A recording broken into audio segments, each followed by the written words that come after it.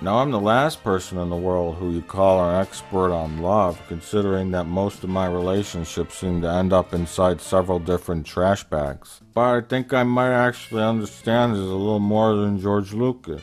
To him, love seems to be only something from like Romeo and Juliet. See how she leans her cheek upon her hand. Oh, that I were a glove upon that hand, that I might touch that cheek. Something like an alien or a robot would view human love as. Like a guy who hopelessly pursues a woman by saying cliched love dialogue. You are in my very soul, tormenting me. And a woman who blushes and smiles, but insists they can't be together because of whatever convenient social implications prevent them from it. I'm a senator. And a Montague. Neither fair maid, if either thee dislike. And the place death, considering who thou art. This is movie romance at its most superficial and one-dimensional. Two attractive people in beautiful locations. They must be in love. You see, the thing is that both characters have no reason at all to love each other, other than the fact that they are simply physically attracted to each other. They imply some kind of deeper emotional connection that has never been established, because they don't know each other. It's what they call a contradiction. This is also yet another example of how these characters are always written backwards in the Star Wars prequels. See, Padme has no reason to not want to be in a relationship. She's not the queen anymore. She's just a senator. And Anakin should be trying to keep his composure and stick with what he had just been taught for the last 10 years. Maybe be somewhat resistant at first. I don't know, it just seems to make more sense that way. And it'd be fitting metaphorically, too. She tempts him and begins the process of ruining his Jedi training and causing the destruction of paradise. Apple, anyone? Now, all joking aside, why aren't the Jedis allowed to love? Because we're told they're not allowed to. But it's never really explained. Does anyone get like a creepy vibe from these movies? I guess it's got something to do with like purging emotions to avoid being tempted by the dark side, right? But Obi-Wan, you know, he smiles, he laughs, he gets annoyed. What? Well, you've lost him. He enjoys a good sarcastic quip.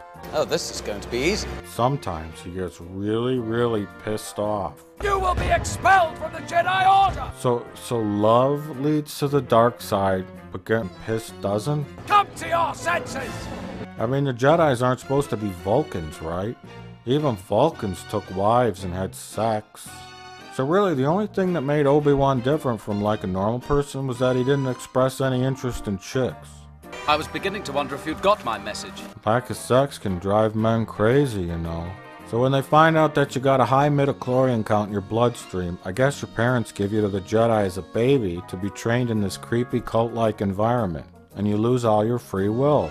I guess those parents don't have any emotional attachment to their children either. You see, none of those kids made a personal commitment to follow this rigid lifestyle. You can't make those kind of decisions when you're 2. So unless Yoda injected each Jedi with some kind of serum that makes you not interested in the opposite sex, you'd think the Jedi would have major problems when they all hit puberty. So then Amidala finally sees Anakin again, and for no reason, she's not allowed to love either. We can't. It's just not possible. Parents don't love their kids, men don't love women, Mace is unmarried, Palpatine don't got a wife. In fact, the only person in the galaxy who's married is Jimmy Smits. My wife and I will take the girl. Look, I've been through a divorce too, and I had some pretty bad relationships. But really, this is getting kind of creepy, don't you think? They do decide to give in to their emotions, and ultimately they will suffer all the consequences of that. Because the people in them act like weird space aliens and not people. Now technically they are weird space aliens, but we can't relate to the weird, sterile, sexless universe. They seem as cold and lifeless and boring as the computer-generated world they're projected against. Simple, real, genuine moments like this have been replaced by this. Eventually, though, we are forced to endure the most bizarre, loveless, awkward, and forced romance in cinematic history.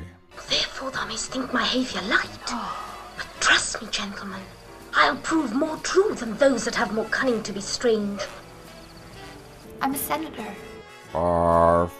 But while Padme is supposedly against them falling in love, she allows for them to take romantic walks along scenic vistas, dine in elegant settings, frolic in the fields, and roll around with each other in the grass. Then she wears sexy, revealing clothing, oftentimes in front of a fireplace. It's almost comical how all this is played out. These characters are so flat and uninteresting, and Lucas doesn't seem to know how to write dialogue between two real people. I wish that I could just wish away my feelings. That we basically have to be told that they're in love. We can't actually experience it or feel it because I suspect he doesn't know how to convey it. They're both attractive people and smile a lot. They're in love. They rode in on a space gondola, just like in Venice, the most romantic city on Earth. They're in love. There's no substance to any of this.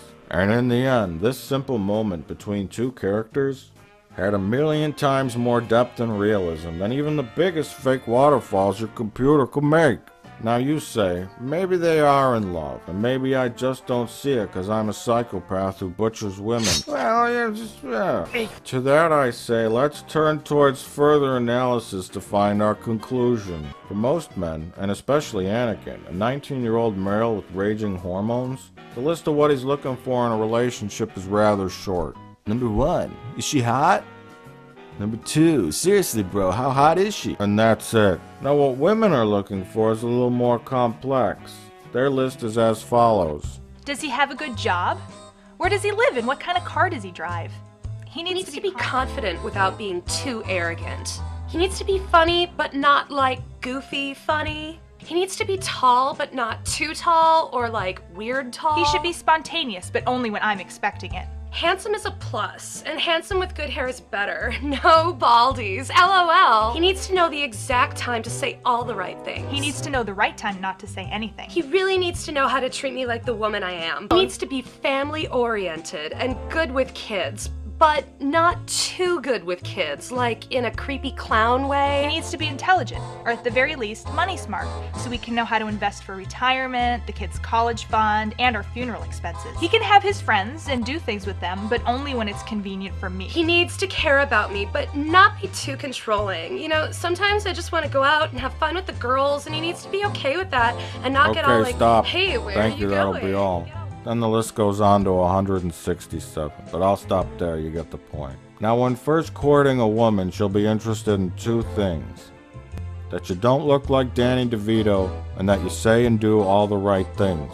Since Anakin looks like a guy from a JCPenney catalog, he's safe in the looks department. But can his actions and words hold up? You see, when you say something right to a woman, she smiles. But her smile could also be deceptive, and could indicate one of 117 different things. Sarcasm, incredulity, condescension, confusion, contemplation, facetiousness. So in the very brief time that Anakin and Padme are together, they decide to get married as well. And don't say it was the will of the Force unless you don't want me to send you a pizza roll. So other than being a handsome guy, let's analyze what Anakin did to win over Padme. 1. When Anakin first meets Padme, she's like, oh, hello. My goodness, you've grown. Win. Good looks. Then the very first thing that comes out of Anakin's mouth is a very awkward and inappropriately placed compliment. So have you grown more beautiful, I mean. Inappropriate compliment. She smiles lovingly and dismisses it as nerves.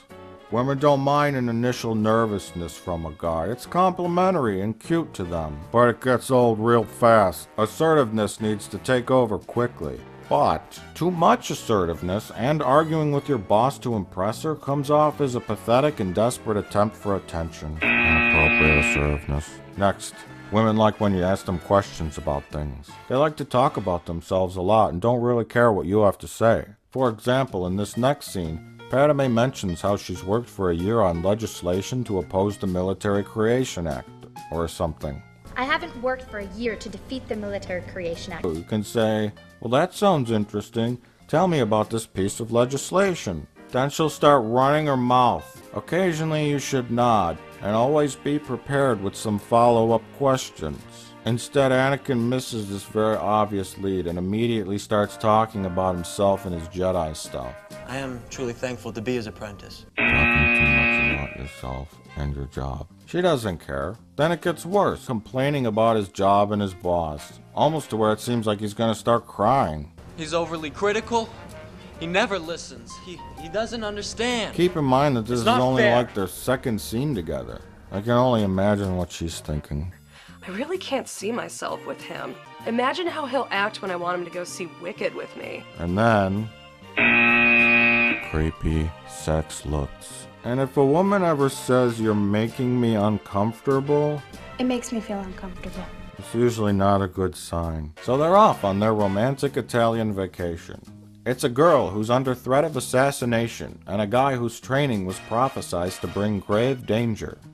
And they're sending them off together, alone. Why? And yet again, the two most logical, clear-minded guys aren't going along and they just stand there and watch it happen. Again, it's like poetry, so if they rhyme. They even place bets on who's gonna make the first move. I'd be more concerned about her doing something.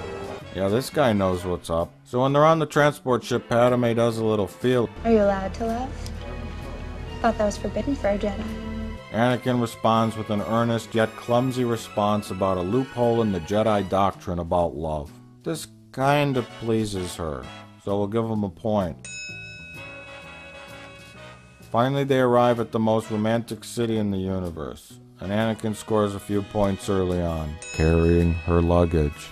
I was relieved when my 2 terms were up, but when the Queen asked me to serve as Listening to her prattle on about herself. For a few minutes, it seems like he's learning. But I was thinking... Hold on a minute.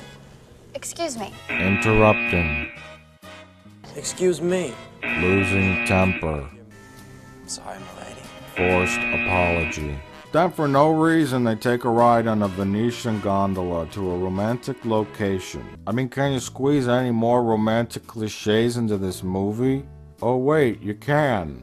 They could have stuck in the Naboophil Tower in the background and had them served wine by a waiter in a beret. Oui, oui, Padme. So then he stammers on, trying to make some kind of analogy about sand. It's coarse and rough and irritating, and it gets everywhere. Which could be the dumbest line ever in movie history. And then she kisses him. And it's like, No. now go back to looking at my extremely revealing and sexy outfit, you dumb idiot. So their next date is at the waterfall.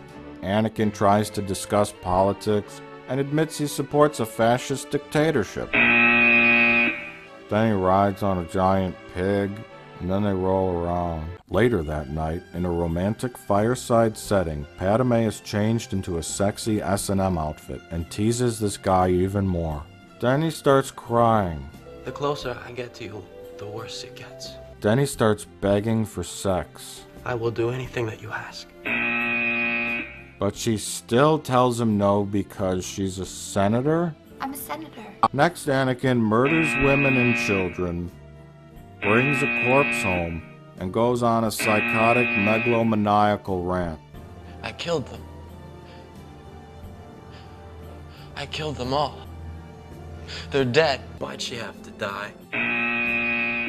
I will be the most powerful Jedi ever.